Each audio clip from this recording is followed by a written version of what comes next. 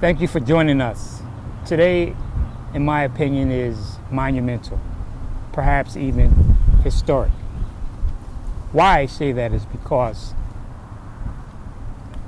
we are in the process, hopefully, of putting an end to the serious crime issues that are happening in Metro Atlanta, in Georgia, and perhaps beyond. Recently, I was asked to be a part of a peace covenant that would bring all gang leaders that are operating here in the state of Georgia together in a room to talk about stopping the violence on the streets. As you all know, every single night there's homicides, slighter crimes, and many more things that are happening on the streets of Atlanta. I don't have to tell you about the crime statistics. We all know what they are. But we're really not here to talk about the statistics. We're here to talk about the solutions to the problems. Normally, I would not be involved in something like this because, quite honestly, it could be dangerous. I'm dealing with people who have a lot of influence in the streets, and they are about to sign on to something that hasn't happened since 1993, which is a peace covenant, a truce. The reason why I got involved is because as a media outlet here in Atlanta, I cover things that are happening all the time. And doesn't matter, black, white, I cover everything. So I thought that this was important enough for us to get behind it, to support it, and to get the word out. Because this, in my opinion, as I said, starting off, could be monumental. So in moments, I'm going to meet with a couple of gentlemen who are influencers of the streets, and they're going to talk about what they want, what they desire, their atonement for things that have happened in the past, but more importantly, what they want to do moving forward. And after this is over, hopefully we can come to an agreement as a collective to increase the peace on the streets of Atlanta. I think gangs are a huge problem in our area. I think for too long politicians were not really wanting to say this nice southern city in Atlanta had a gang problem, but the reality is we are a major metropolitan city, and there are certainly factors that are caused by gangs.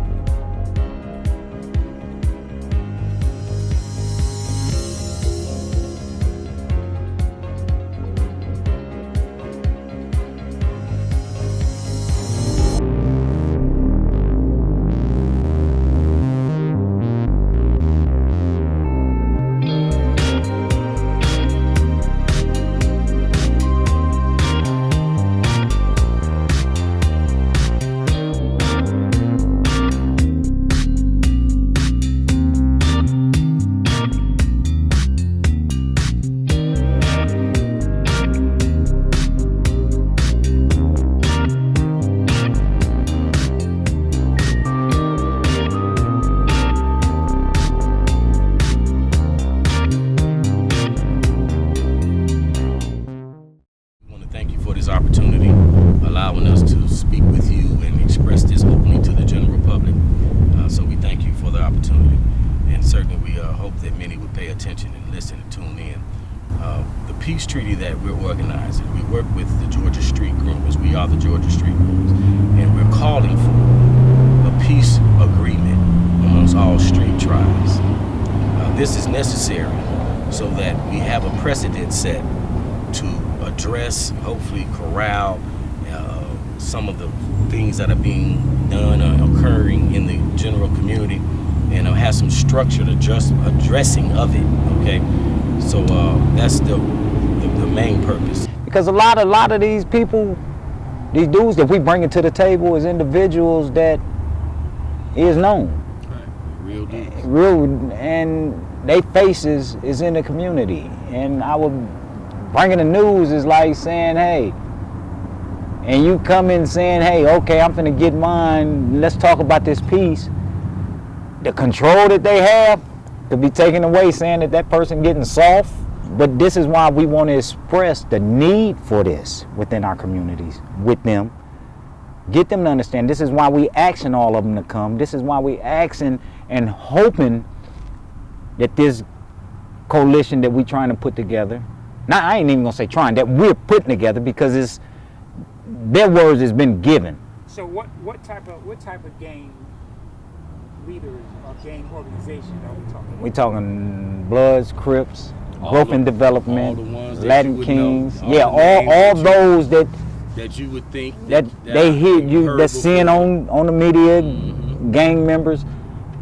These leaders is agreeing to sit down and have this conversation. We one step up, and in the greater society just don't realize it, but we're one step up because we boots on the ground and we deal with these elements on a regular basis. Like I said earlier, all the national organizations that you would know of, right? If you had the privilege of actually speaking to who is who, or who is amongst who is who, you would know that none of them are pushing none of this criminal stuff anymore. Really They're not not. pushing none of it no more. Really so not. it's not a hard push. It's a understanding. Some things that just have to be talked about, discussed, and understood. Poverty is a great push for crime. Okay, so the lack of education, the lack of literacy, the lack of opportunity, right, creates desperation, and then that creates a situation. Okay, so this is what we have, and then when we have a form of governance as a whole, the whole structure across from DC all the way across the land that make up the boundaries, they have a predatory mindset and they have a stealing mindset, mentality.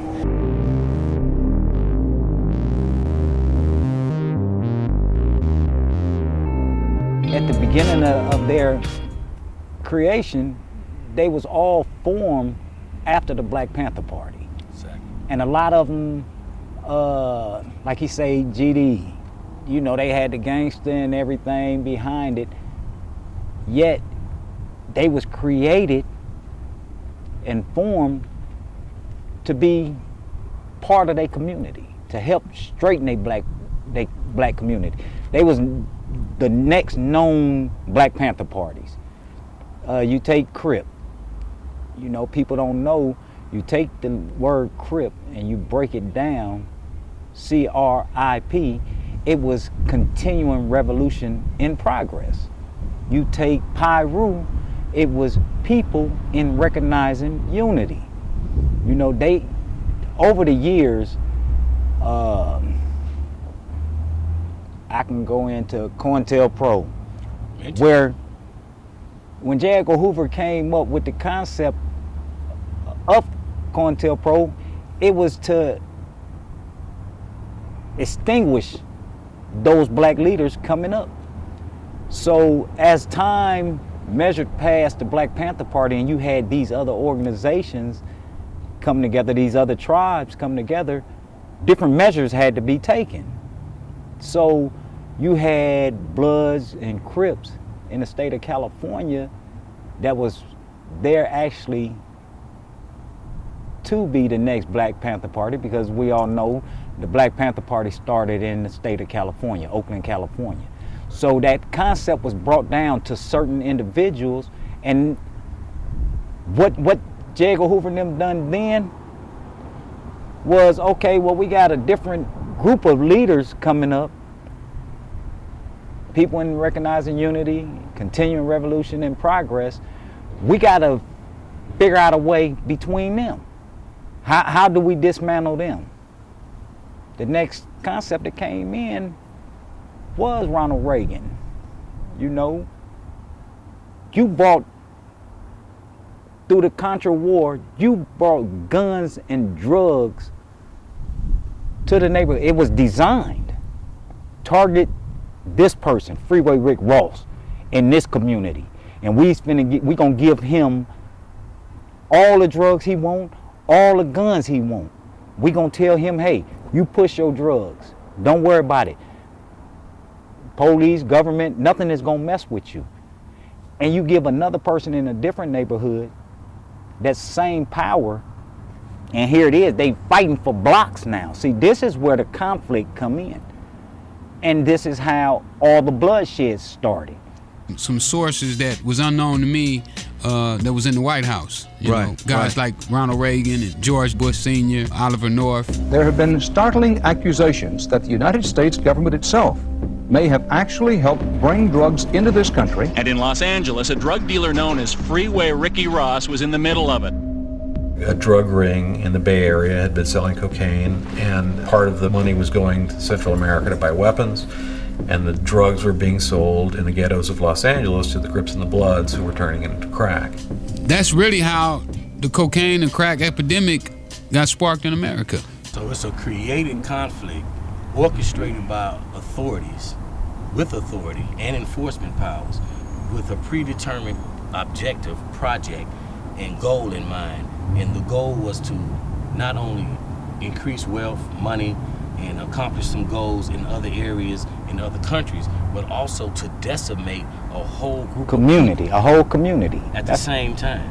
And this is being orchestrated by officials in the government. So now let's bring that home. About last September or so, Mr. Al Bartel spoke at a Homeland Security. There was a couple of different It was like a town hall commissions meeting. there. Yeah, community Yeah, town you had hall state meeting. reps, everything there. Yeah, there's state reps. So they're on the west side of Atlanta, the wonderful side, the west side of Atlanta. And he addressed the representatives for the state of Georgia with those different departments, different commissions, community representatives of departments, whatever you call it. And some of the points that he was making was, we as a community, we no longer want your level of predatory governance. We no longer want this double standard norm. We no longer want you to prey on, or your response to our community, specifically the so-called African American, Black, Negro, colored folk in America, and we're talking about Georgia now. We don't want the response where we're gonna lock them up. You know, we have to be tough on crime. Let's be clear. If we are a nation governed by laws, right? That means we have laws, a set of laws, rules, structure everybody's to abide by. Everybody is supposed to abide by. And everybody should be held equally to this form of law in a society governed by laws, right? And definitely in the spirit of the law. But we find that we have a double standard norm. Depending on who you are, what you look like, what your positioning is in society, that can be greatly, minorly adjusted. But there's some serious adjustment that can take place. That's a problem. Okay, and too often time, the old adage to run to is we're going to be tough on crime. Certainly now, right presently now, we have the governor's race going on, the lieutenant governor, different positions, key positions in the state up for election. And as a whole, we don't see anyone other than this Mr. Bartel, who is speaking to the needs of we, the people, right? Here we have a system in place that is predatory.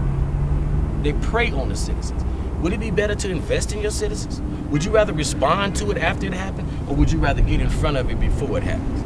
But it's a mindset toward governance. It's a heart condition toward your fellow man. You know, Whoopi Goldberg got in trouble recently, and she said something about the man's inhumanity to man. Yeah. That's what we talking about, inhumanity. Where's your humanity? Is the one that you communicated called there seems to be a recent uptick in crime. For those of us who live in the neighborhoods and communities, this has been a consistent problem and issue for us. It speaks to the heart of who we are. We have been for years requesting this kind of communication to come to our communities. Now Representative Misha Maynard has been a part of that conversation to have attention and support come to our neighborhoods and our communities. There are several different organizations. The one that I am associated with is Street Groomers, who are looking to have neighborhood leaders, community leaders, faith leaders, and small business leaders have the same access to the public policy as lobbyists and special interest groups. Our concern is that now that there has been some incidents of violence in Buckhead, there all of a sudden seems to be a plethora of interest in violence and violence prevention. Mr. Chairman, we would like to not see the issue that people have been working on for years be hijacked by the major media component. And so our communication to you and the members of the committees is that those of us who are community leaders, we have been working on this all along. We are ecstatic to see you here. We're interested in a comprehensive response rather than a situational reaction. And I'll wrap up my communication by saying the following. We're clear that attention has to be strategic and measurable, and understand that accountability is key, as well as budget items. We understand that. So the social worker, the community-oriented policing, and the kind of resources that are needed, we understand that, and we're ecstatic to see the urgency of it. But please, I urge you, do not let this become a justification for hard-edged, massive incarceration. Gangs, it's all about making money right now. Selling guns, drugs, human beings, cybercrime, even stealing people's benefits. Any way to make money, that's what the gangs do. Organized retail crime. So what we're seeing is, again, this is an issue, and it's not just an Atlanta issue. People think that it just can be an urban area. Well, the Georgia gang investigators in 2018 put out a survey, and 157 out of Georgia's 159 counties said that they were seeing gang activity. And gangs cross city and county lines. They don't care what the city line is or the county line is. So this is an issue. It's important for the state to come in and address the issue of violent crime. And again, I think the governor, the legislature, our office have made it a priority to go after it to keep Georgians safe. And you talk about the crime that's going on the street? No wonder. I mean, if this is the example that you setting as the leadership in governance over a state. Hold on. Let's take Kind of foolishness. in Florida. Here it is. You got a judge. You got a judge. One who's sworn to uphold and deliver justice was just found as one of the major players. And you know he had to be a major player for them to expose him. Other than that, they would have swept it up under the table. Violating one of the #1 problems, not just in the state of Georgia, not just in the state where he was found doing the crime, Florida, but throughout the world. Human trafficking. Oh, Lord. That is to me, you can do crime is crime. Wrong is wrong. Wrong is wrong. Human trafficking, taking children and selling them, Boys and girls, to be slaves sexually. or harvested like cars at the junkyard for their body parts. And because they, body kidneys, people need all that. Come on, man. That's at the lowest of crime. And here it is, you have a judge, one of the ringleaders of that. What they gonna do with everybody this judge done convicted in the past? It ought to be retroactive, that each and every last one of those people cases be dropped. Those that he sentenced to prison is released. Absolutely. They not gonna do that. I implore you to do the due diligence for public policy management that is consistent and available with grace, accountability, and understanding, such that the reaction for hard-edged, massive incarceration does not become the order of the day. Mr. Chairman, I appreciate the opportunity to speak. Like Mr. Bartell said, you just using that to justify mass incarceration. And if that is done with these young men that's out here today, Just add more devastation. More devastation. So I think it's how can we minimize it? Right, and see that again. What is going on with you that's the only solution that you have? What happened to investing in? So this is what brings us back to, somewhat relevant. It's an issue for the whole country. Greater cause. But certainly for Georgia as well. America has some questions it has to answer. Do you want to remain a democracy? Do you want to remain a republic? Do you want to remain a society that you say is governed by laws? Right? Do we still have freedom, liberty, and the ability to pursue happiness?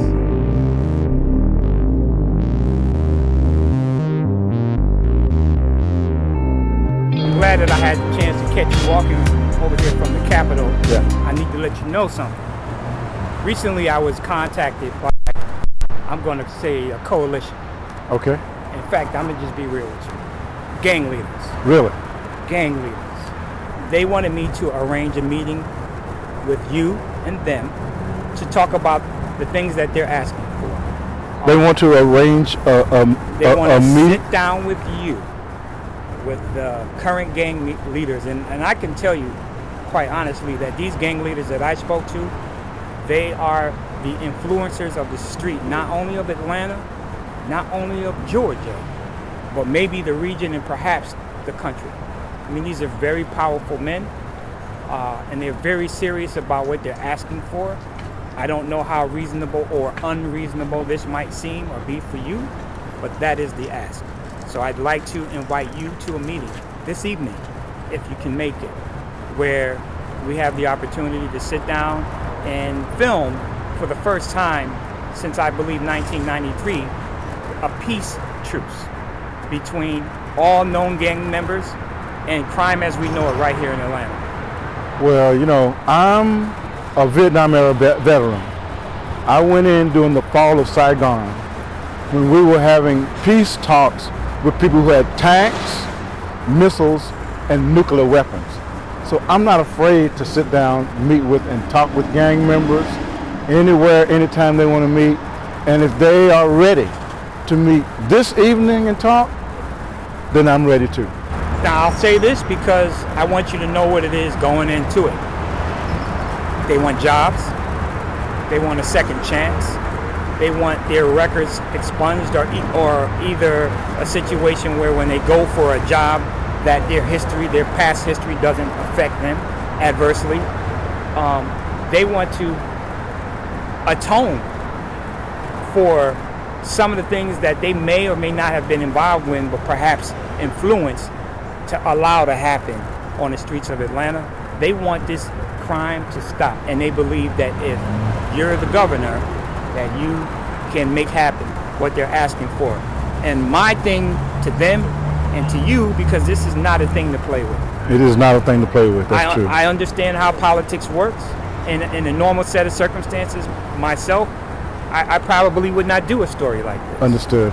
But because of what MVP does on a constant basis, which is to tell the story about what's happening in our community, and I know that they felt comfortable enough to at least talk to me where we wouldn't chop up their words and create a whole different narrative. But they're writing a check that is non-refundable. So when you accept that check, it's non-refundable, meaning whatever they're asking you to do, they're going to do their part. They're going to stop. They're going to put the word out, stop the crime, stop the violence in Atlanta, Buckhead, everywhere, but they want you to do your part. And I just want to be sure that when this meeting happens, that you're prepared for that ask, because it's a heavy ask on both sides. So I think the only thing that we have to deal with right now is honor between men, and I would say honor between black men. Well, I'm not blinking or stepping back from anybody who wants to hold me accountable for what I say when I get elected. There are people who say one thing, and then when they get elected, they go in that back room and the controlling folks say this is how it's going to be. The hell with what you said. So I'm willing to be held accountable by all citizens, and gang members are citizens. There are people who are liable they have families and so forth. The question is, if they are willing to step forth and have the courage to say, a second chance involves us having jobs, given that many of us have criminal records, a second chance involves us starting businesses and sustaining businesses. That kind of second chance, everybody deserves a second chance, including gang members. That's a word I'm willing to keep. I'm bringing known enemies from years, years of whatever bad history they have between each other.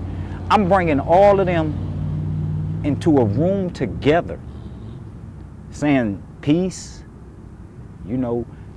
I had one ask me like, man, are you sure? Because, man, I don't want this dude or that dude. I done had some problems with them. What if they got some of their people waiting or something?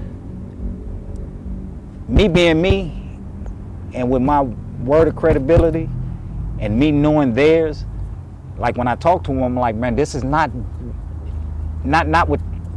This is not finna happen. Not the setup. Yeah, the first thing I'm asking for is each and every last one of their words. As a man first, to say, hey, if we willing to have this, you willing to respect the rules to it. But we don't know.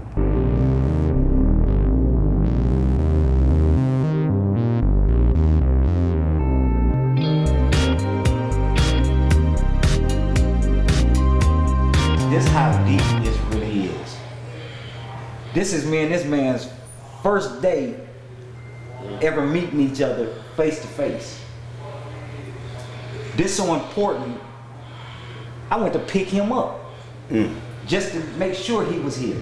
Wow. To make sure that somebody that's reputable from where he's representing what he represents is here to come into understanding to say, hey man, let's bring this peace. A while back, I would never got a cold.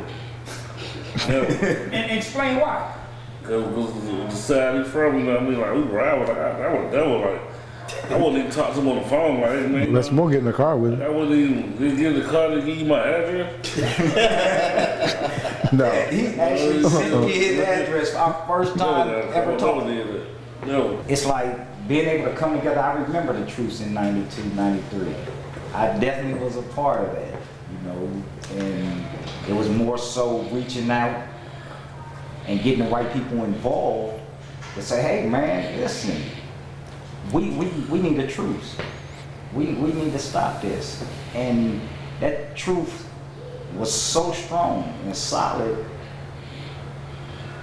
and then they broke it.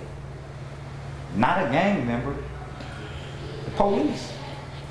They killed one of the major players in a blood neighborhood. They killed Tony Bogart in a blood neighborhood and blamed it on Bloods. The confusion kicked right back in. By the time everybody found out the truth of the matter, that the police had killed him, they hadn't already escalated. That's just like us coming here right now. I mean, all us can agree upon saying, hey, you go to your little homeboy, you go to yours, I'm gonna go to mine, and everybody talk. Let's come together. Let's put an end to this. We can sit here and say it and do it. We can leave from here and do it. But the same way you have them talking about arresting all the gang members, coming after the leaders and so forth, and they targeting and coming after people that's not doing nothing illegal. Now, at the same time, do you think that them youngsters is just gonna sit back and say, hey man, they coming and man, I'm just gonna let them take me? No, like I say, they opening up a door. Now, if we can go to our little homeboy and be like, man, listen, man, this man is serious. First and foremost, you ain't never had a politician come to a table like this and say, hey, I'm willing to offer this. Which That is so important. That's what have us here right here today with the man. We're definitely seeing a spike in crime. The thing I think that's most concerning is that we see a lot of violent crime, which is the crime most of us are most nervous about. Too much gun violence and just is problematic. You should not have an adage known in Georgia or about Georgia that you can come here on vacation and it's very probable when you're going to leave on probation. That's a problem. You know, so then, what is your form of governance? I mean, a state that have a mountain terrain, right? You can come down out the mountains and come into an urban setting that has the feel equal to LA, Chicago, New York. The same day, you can drive a little further south and you off in the country with livestock and crops. And by the end of the day, you can be down on a beach. Do you understand the potential of the state? If you know how to govern, you would invest in that. Reap the full potential and benefits of that. Bless the masses of the people that live here, the consumer citizens. Make sure your corporations are here. You want your corporations, commerce must continue. But commerce cannot continue without consumers. Without the people. And the consumer citizens must have their protections built in too. Now you invest in making them walk together, right? Now we're producing the best out of everybody. We demand equal justice beyond by all means necessary. So I do speak for the people that within 100 counties in Georgia, specifically Cordell. Okay, so when you're dealing with a circuit, like Cordell had 4 counties in one circuit, one judge, one DA, one incompetent public defenders defend us as black men and women that going inside of that courtroom. Now, what I want to get to right here is that I want to get the people to understand how government works, because I don't know how it works. I'm 40-something years old. I still don't know how politics work. I still don't know how the government works. Not politics, because I'm not a politician. I'm just a black man that's trying to get some understanding and crying out for help. Exactly. The majority of the people here in Georgia, we crying. Yes. And we can see it in our eyes, the pain and suffering. They're coming from COVID-19. It is. Right? And it become a mental thing. Right. And we are able enough now. We got 500 years in this room right here. Yeah. We got 500 years in this room. Yeah, exactly. Add the years up in this room, we got 500. I have not seen now Republican or Democrat did anything dealing with that chain gang, dealing with that prison system. I haven't seen anything Kemp did besides shut one down and open another one up. Right? That's what he did. He's working on opening up another prison right now. Just close Reedville down. But what the people are stressing is that we want to know how government works, not a promise. We heard promise, we're going to promise you do this and do that, but you never told us how government works. Exactly. So when Mr. Bartell brought it to my attention, it froze me, like cold water on something. It froze me because I didn't know how government worked. Right? So when he brought to attention of saying what he can do without getting approval from legislators. There you go. So I don't know what legislators is. Right, I'm not a read and write, but breaking it down to people that's understood. But the mass of people want to know how government work and what can he do. Not a promise, but what can he do when he come to the community or at town hall meeting to discuss the issue about how government work. You got a bill passed, a 904 bill, House Bill 904, House Bill 702. Right. Now House Bill 702 and House Bill 944 targeted. The bill passed now. But it target gang members. Old, young, blind, cockeyed in a wheelchair. They target them, color, red, black, yellow, whatever. Right? And that bill tells you at the age of 13, 14, 15, you can go to prison for life without parole. Right now, that's what that bill is saying. That's what got me so passionate to stand behind Mr. Bartell, because he understands the House bill. But the question I want to ask again is, what is an executive order? What can an executive order do? That's what the people are asking through my platform. I'm asking, what can an executive order do? What can a governor do with executive order? With accountability comes power. They don't call it governor for nothing. So the governor, by constitution, is the executive of a state. Anything that goes down that is incorrect, dangerous to human life, the governor is accountable for it. So when you give the accountability for causing harm to a governor also comes to that is the accountability for correcting what's wrong. So it doesn't take the Georgia General Assembly to hold the governor accountable for harm. It is a function of what he or she manages every day. So if he or she is held accountable every day for managing harm, the exact same process can be used for decreasing harm. The language for that is called an executive order. So as governor, I signed an executive order to say that the prison processes that he just pointed to gets to be no longer practiced. And if an employee practices those processes that are unequal, misaligned, and harmful, I, the governor, can hold them accountable for violating that processes. I don't need anything from the Georgia General Assembly to do that. It is because the Constitution holds me, the governor, accountable for harm and good at the exact same time. All because I'm the governor. Wow.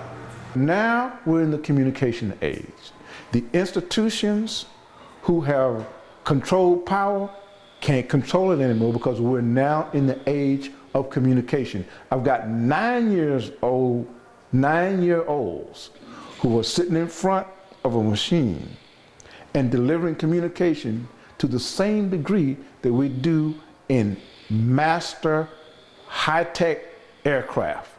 I've got a person who can get on a cell phone that they pay $39.99 a month for and communicate around the world. With that kind of communication, that's why you see all this threats from institutions and power. They can no longer control it.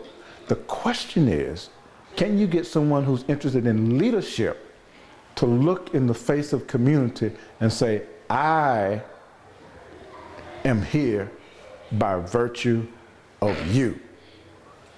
The kind of electoral power that has been untapped because all of the institutions are in an age that is no longer here. So they are threatened by it.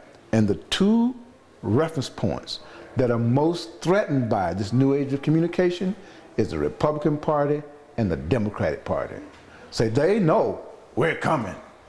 That's why they want to launch an assault on gangs. We are clear about community. They want to say that real community and real life and real issue is now what they want to call gang leadership.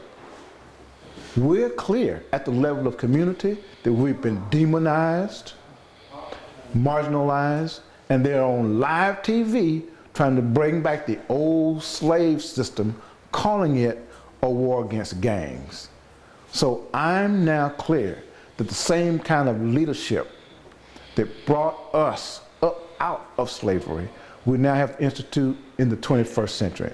And it looks like me putting my mind, heart, life, and soul on the line. So once I take the oath of office for governor and become elected, I won't be turning back. I will be putting in the face of those who want to control America and Georgia. I will be putting in the face the future, and it will leave them in the dust of the past.